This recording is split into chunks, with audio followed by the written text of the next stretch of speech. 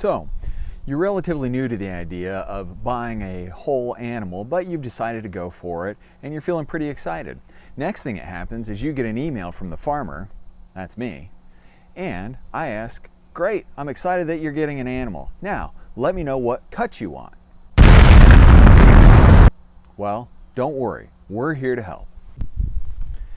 In order to walk through what your options are, we need an anatomically accurate display of what a pig looks like.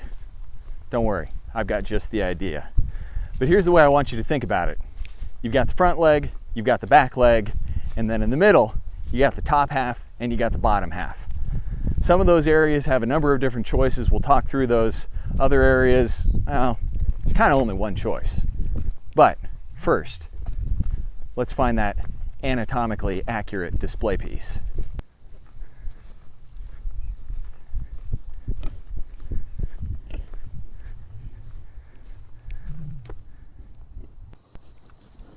Well, seeing as that's what they're showing us, let's start at the back end.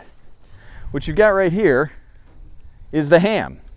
There's not a ton of options with the ham. You could get it ground up if you want it just into ground pork, but in reality, the thing about hams is there's not a lot of fat to them. And for ground pork, especially if you're turning it into sausage, you really want close to a 70-30 blend of meat to fat. So, best thing to do is to just get it turned into hams. Now, if you've got a flair for charcuterie and you want to try and turn it into a ham yourself, you're welcome to. Otherwise, get it smoked. The only other choice that you're going to need to worry about is whether you want it a whole ham, a half ham, or a third of a ham. As far as I'm concerned, with the size hogs that we've had, you want it cut into third hams. Otherwise, you're going to have like 20-some pound hams and it's just a lot to manage. Get it cut down into thirds. It's going to be the best option for you. Behold, the midsection of the hog. Well, or on this guy right here. You got a lot of options up here on the top of the middle of the hog. This is where your pork chops come from. This is where your loin roast come from. This is where your pork ribeye comes from. You got a lot of choices there. Now, I know what you're thinking. I love bacon, I love sausage. Really, I don't have fond memories of pork chops. Well, a lot of that has to do with choosing the right recipe, and we can help with that too. My preference is to get one roast cut out of there and have the rest turned into pork chops. Thick cut, 1 inch thick, put 2, maybe 3 per package. It's gonna make an outstanding dinner. You're gonna love it. Moving down the hog, we got this right here. We all know what this is. The pork belly. That's where your bacon comes from. Again, if you've got a flair for charcuterie and you want to try it done yourself, then don't get it cured. Otherwise, you're going to want to get it smoked. Your choices then are just how thick you want it cut. Now, all the way up here, this part, this front leg is called the butt. Yep, a little counterintuitive, but that's what it is.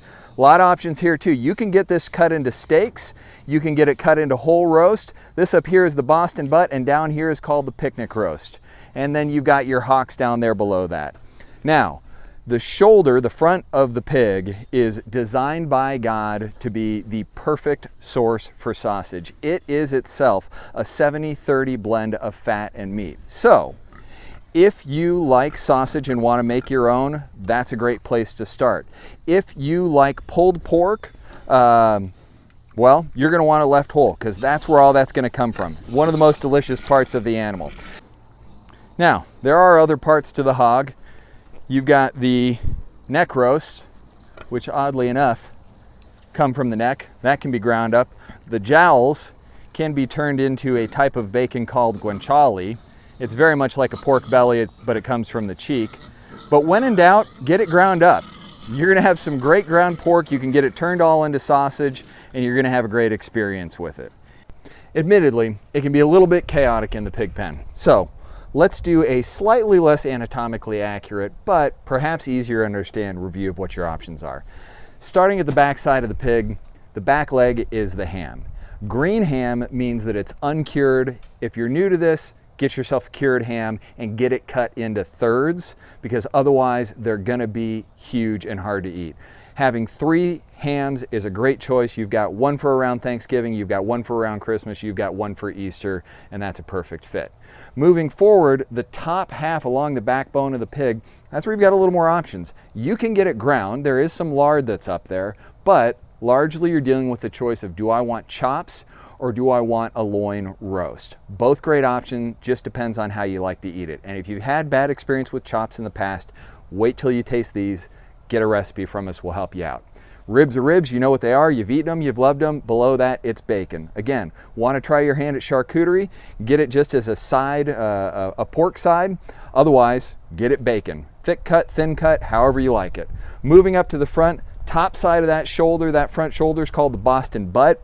It is the perfect ratio if you want to get it turned into sausage. But if you like things like pulled pork, that's exactly the cut that you're going to want to use for it. The lower half of that leg is called the picnic roast. And again, great fat to meat ratio if you either want to do something like pulled pork or carnitas, or otherwise get it turned into sausage.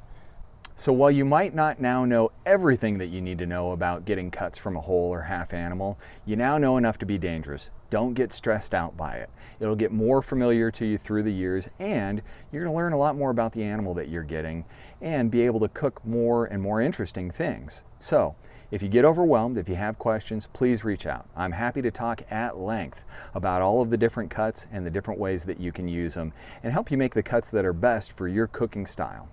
I'm David Kobler. Welcome to Sabbath Farm.